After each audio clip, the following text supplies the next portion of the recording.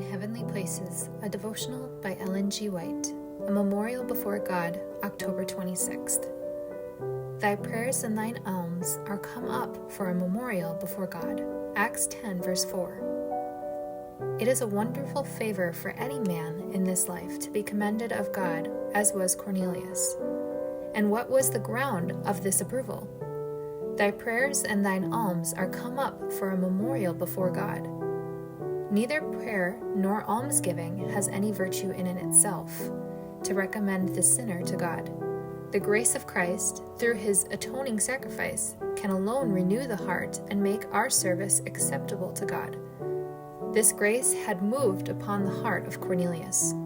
The Spirit of Christ has spoken to his soul. Jesus had drawn him, and he had yielded to the drawing. His prayer and alms were not urged or exhorted from him.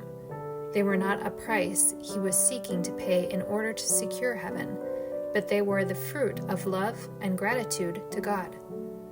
Such prayer from a sincere heart ascends as incense before the Lord, and offerings to his cause and gifts to the needy and suffering are a sacrifice well-pleasing to him.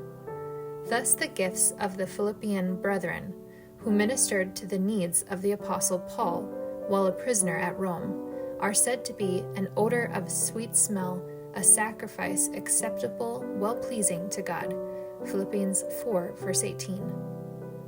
Prayer and almsgiving are closely linked together, the expression of love to God and to our fellow men. They are the outworking of the two great principles of the divine law. Thou shalt love the Lord thy God with all thy heart, and with all thy soul, and with all thy mind, and with all thy strength. And thou shalt love thy neighbor as thyself. Mark 12, verses 30 and 31. Thus, while our gifts cannot recommend us to God or earn his favor, they are an evidence that we have received the grace of Christ. They are a testimony of the sincerity of our profession of love. The offerings that are the fruit of self-denial prompted by love are represented by the words spoken by God to Cornelius, Acts 10, verse 4, quoted.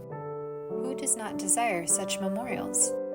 Deeds which are before God as a voice speaking in behalf of the human agent, keeping our names fresh and fragrant in the heavenly sanctuary.